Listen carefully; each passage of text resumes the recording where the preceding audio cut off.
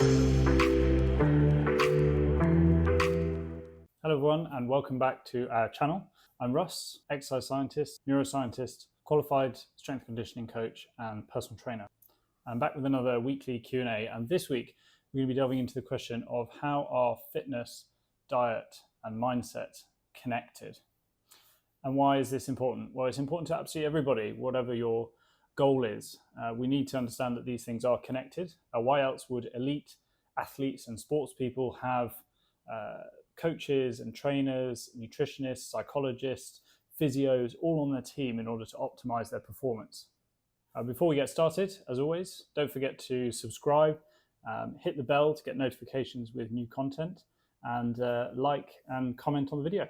So let me first start by saying that exercise, nutrition, and mindset exist in a triangle, and they all influence each other. So they're all interconnected. So let's break them down in sections, and let's start looking first at how nutrition influences mental health. So a good example of this is our brains will react to stimulants such as caffeine and sugar with excitability. So this is going to make us feel good. It's going to elevate our mood. But when these chemicals start to get used up, we then experience a lower than normal dip in energy levels, mood, and this can give rise to pessimistic thoughts, negative thinking, which obviously have a real impact on our mental state. Another example that probably lots of us have experienced before is being in a calorie deficit. When we don't eat enough, our brains become hyper-focused on food. Levels of ghrelin increase when we're hungry, and this makes it difficult to concentrate, makes it difficult to deal with decision-making and complex cognitive tasks. When we're eating a high-fiber, high-nutrient, healthy, balanced diet, it can stabilize our energy levels and boost our mood, make it easier to get good quality sleep, which then has a positive knock-on effect on our mental health, which in turn helps us to keep mentally sharp, feel emotionally available and present in the moment, which makes everyday tasks, work tasks and relationships much easier. Another one that we could probably all relate to is alcohol. I always say, like, drinking too much is like borrowing happiness from tomorrow. Yes, the alcohol blocks inhibitions and makes us feel freer and reduces that worrying and rumination that can sometimes occupy our minds. However, of course, once that wears off, we then slump into that hungover state the next day, which makes us feel lethargic and low energy. Now, obviously, drinking a small amount of alcohol doesn't do this, so drink responsibly. But obviously, when we drink too much alcohol, this is kind of what happens. And nutrition also has an effect on our exercise as well. Energy provision is a classic example of this. If we just simply don't eat enough food, we're not able to perform when we exercise, we're not able to perform to our best. And we're also not able to recover as well either. Hydration, these are basic fundamentals, but unless we are hydrated, our cells are not able to perform the tasks that they need to perform in order for us to be able to function optimally.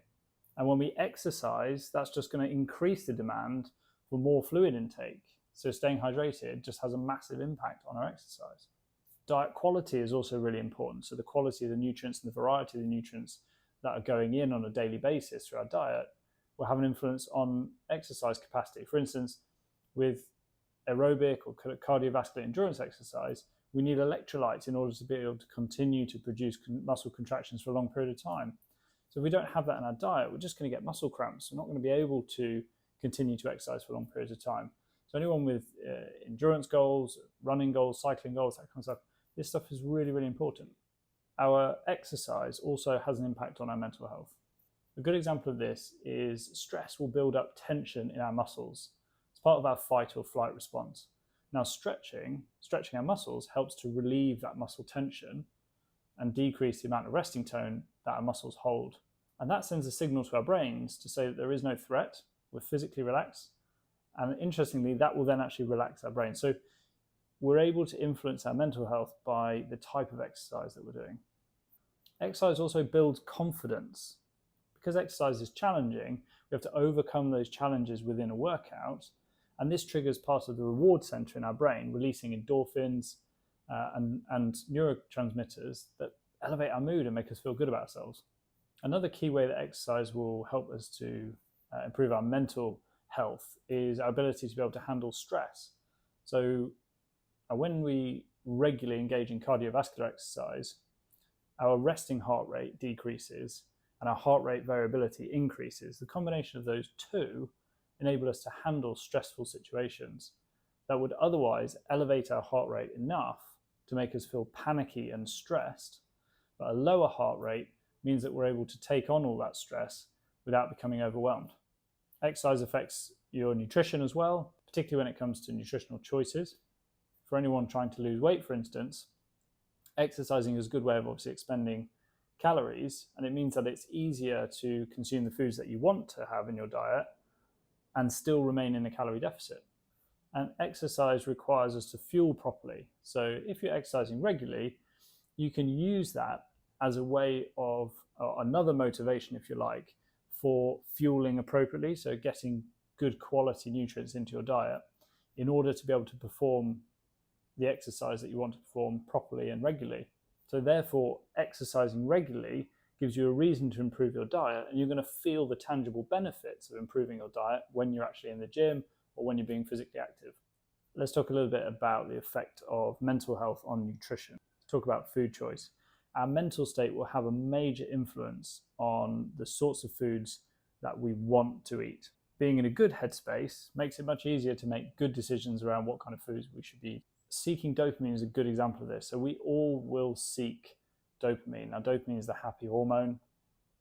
And if our week doesn't have lots of dopamine boosting activities in it, such as being outdoors, exercising, socializing, then we're going to be drawn towards highly palatable, highly sugary, highly fatty foods to get that dopamine boost or that dopamine release that we need.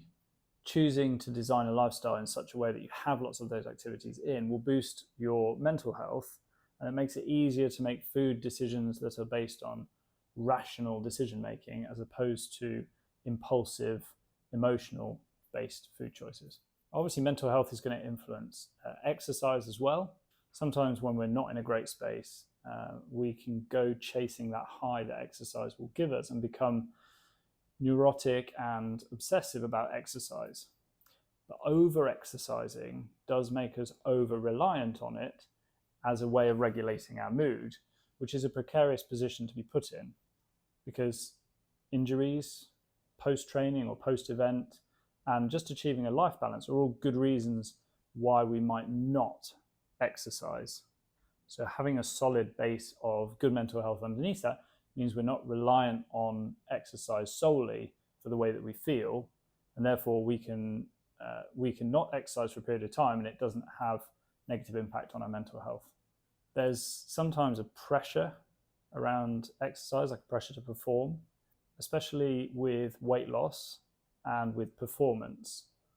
We often set ourselves deadlines and targets and we want to achieve those levels, and this puts a pressure on us to take a more extreme exercise approach.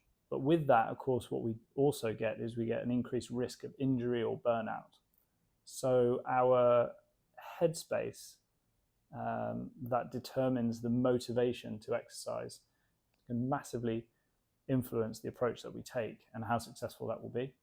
And when we're feeling good mentally, it can make exercise enjoyable and rewarding and meaningful. And we're confident to take on new goals and ambitious goals, and we're enthusiastic about what we can achieve. It just shows you the power of the combination of being in a good mental state and then exercising, that combination, how much that can do for us.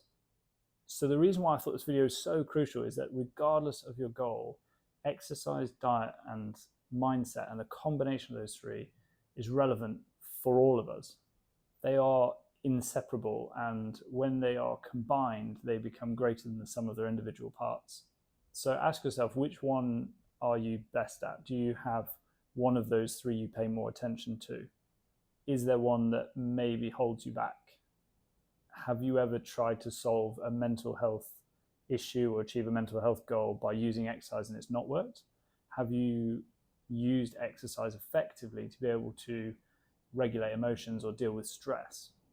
And thinking about it now, do you think there's an opportunity for you to focus on one of those areas to improve the results that you're already getting?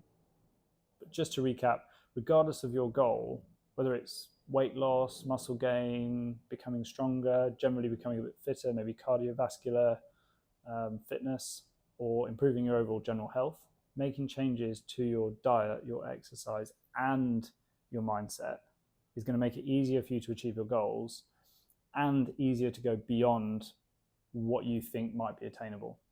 This is obviously a huge topic. I've tried to do justice in a very short space of time.